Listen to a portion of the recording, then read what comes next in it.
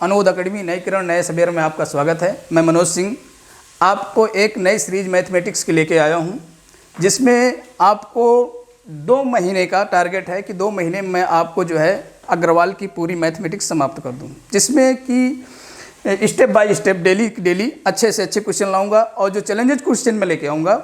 और जहाँ तक मेरा प्रयास है कि आपको जीरो से जीनियस बना दूँ, ये मेरा काम है जहाँ तक मेरा एक्सपीरियंस है। तो ठीक है, शुरू करते हैं। आपको ज़्यादा समय लॉस ना करते हुए समझते हैं कि स्टार्टिंग करते हैं नंबर सिस्टम से कि नंबर्स क्या हैं। हमारे पास बड़ा कंसेप्ट रहता है ढेर सारे नंबरों को लेकर के, नंबरों का ही खेल है मैथमेटिक्स में। नंबर क्या है, तो नंबर को हम 2 भागों में बांट देते हैं, रियल नंबर और इमेजिनरी नंबर। रियल नंबर क्या होते हैं? रियल नंबर वास्तविक संख्या वो संख्याएँ होती हैं जिनका हमें कोई रिजल्टेंट मिलता है। कभी भी कुछ भी कैलकुलेशन करते हैं तो उसका हमको रिजल्टेंट मिलता है, और जिसका रिजल्टेंट हमको नहीं मिलता है वो इमेजिनरी नंबर होता है। अच्छा, जो वास्तविक संख्या है, रियल नंबर हैं, उनको 2 भागों में डिवाइड किया गया है, एक परिमेय संख्या है, एक अपरिमेय संख्या है। रेशनल नंबर क्या होते हैं, इरेशनल नंबर क्या होते हैं, इसको हम आपको थोड़ा सा तो बता देते हैं। जो रेशनल नंबर होता है P/Q के रूप में डिनोट करते हैं, और Q does not is equal to 0। और इसके जो है इरेशनल में होता है P/Q के रूप में डिनोट नहीं कर सकते, वो इरेशनल है। बाकी हम इसको आगे बताएंगे। बाकी इसके बाद चलिए परिमेय संख्या है। परिमेय संख्या में 3 प्रकार की संख्या समझ लेते हैं, बेसिक चीज़ें, तो फिर हम अपरिमेय ऑटोमेटिक समझ जाएंगे परिमेय क्या संख्या है और अपरिमेय संख्या क्या है। चलिए हम समझते हैं सबसे पहले कि ये प्राकृतिक संख्या क्या है और पूर्ण संख्याएं क्या हैं, पूर्णांक संख्याएं क्या हैं। ज़रा हम थोड़ी देर इसलिए समझ लेते हैं कि हमारे पास कुछ नंबर्स हैं।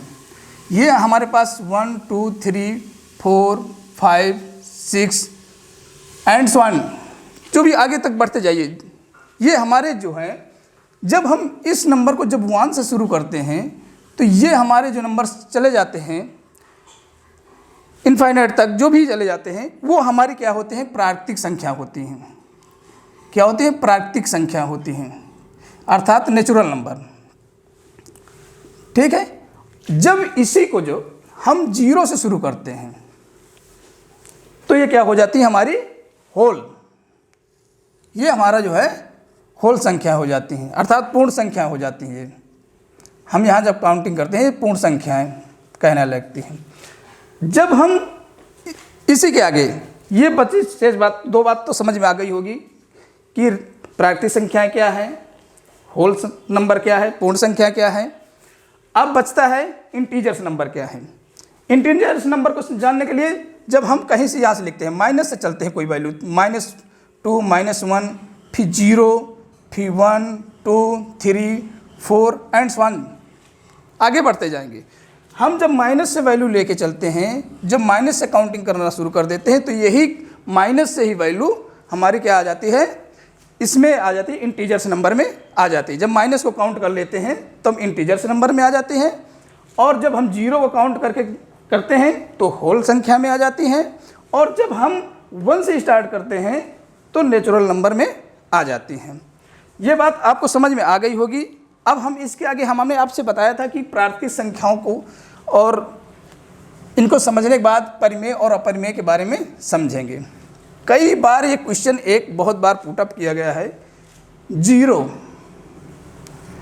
अब इस क्वेश्चन को कई बार पुटअप किया गया है, एसएससी में भी किया गया है, लेखपाल में भी किया गया है, रेलवे के एग्जामों में भी किया गया है कि ये 0 परिमेय है कि अपरिमेय है।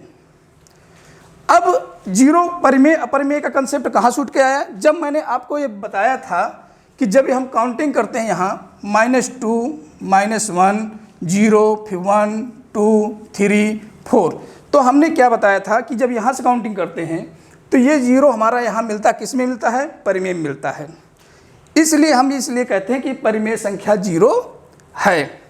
अब अपरिमेय संख्याएं क्या होती हैं, परिमेय क्या होती हैं? हमने कहा ना कि परिमेय माइनस में भी वैल्यू चल रही है, 0 भी आ रही है, पॉजिटिव में भी आ रही है, और इनको क्या कहते हैं, जब हम P एंड Q के रूप में डिनोट करते हैं और Q does not is equal to 0। और अपरिमेय क्या है? अपरिमेय वो संख्या है जिन्हें हम P और Q के रूप में डिनोट नहीं कर सकते। इनको जो है P और Q के रूप में हम डिनोट नहीं कर सकते, वो अपरिमेय संख्या हैं। चलिए कुछ एग्जाम्पल्स ले लेते हैं, क्या क्या हो सकते हैं परिमेय और अपरिमेय के। परिमेय की जो है कुछ एग्जाम्पल्स ये हैं, जैसे कि आपको मिलेगा 5/2 मिलेगा, 6 मिलेगा, -3/4 भी मिलेगा, 0 भी मिलेगा, 22/7 मिलेगा। इसके बाद अपरिमेय की जब बात करते हैं तो अपरिमेय की क्या वैल्यू हो सकती है? हम इसको रेशियो के रूप में नहीं लिख सकते हैं, जैसे कि फाई हो गया, पाई हो गया, साई हो गया, लेम्डा हो गया। इनकी वैल्यू हम नहीं रेशियो के रूप में व्यक्त करते हैं। तो दोस्तों मुझे आज समझ में आ गया। दोस्तों मुझे लगता है कि अब आपको समझ में आ गया होगा। अगली क्लास जो है नेक्स्ट उससे हम स्टार्ट करेंगे।